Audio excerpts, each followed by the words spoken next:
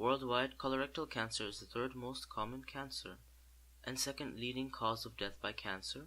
The colon's epithelial cells become cancerous through certain gene mutations.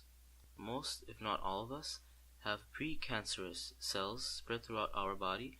It is the job of our immune system to keep these precancerous cells in check and to take them out before they become cancerous.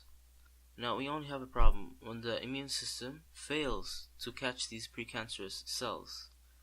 I believe that our diet is one of the main factors we can control for the prevention of cancer, because our immune system is highly dependent and affected by the food that we eat. Normally, inflammation is a physiological response to body tissue damage, and inflammation is beneficial by telling the body to heal. That's why many people experience deeper sleep after a heavy workout. The inflammation from the damaged tissue caused by exercise stimulates the restoration in the body. Then when the injuries heal, the inflammation ends. But when the body is afflicted with chronic inflammation over time, it causes DNA damage, and that leads to cancer. So by taking care of inflammation, we take care of cancer, right? But what causes chronic inflammation? Things that cause chronic inflammation includes but are not limited to obesity, heavy metal exposure, and chronic infections. So a person can lower their risk for cancer by staying slim through correct diet and exercise, by staying away from heavy metals like mercury amalgams, inhalation therapy when exposed to heavy metals. But I want to take a closer look at chronic infections. Chronic infections can be caused by leaky gut syndrome, gut flora dysbiosis, meaning when there's too many pathogenic bacteria in your gut, and poor dental hygiene.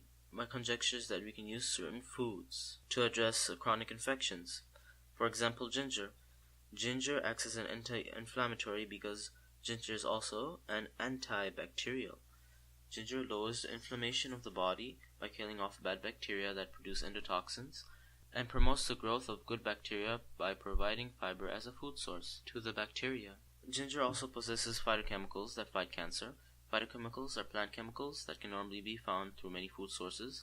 Certain phytochemicals exhibit anti-cancerous effects, for example, resveratrol, which can be found in grapes, and black tea.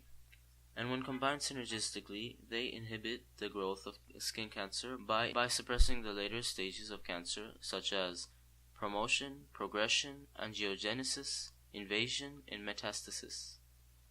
The phenolic compounds in ginger that fight cancer include, but are not limited to, gingerol, chagal, paradol, and zurumbon. These phytochemicals exhibit antioxidant, anti-tumor, and anti-inflammatory properties. The NIH researchers found that gingers slow the growth of oral, colon, gastric, skin, liver, and ovarian cancer cells. The phenolic compounds inhibit the proliferation of cancer by inducing apoptosis and inactivating the NF-kappa B pathway.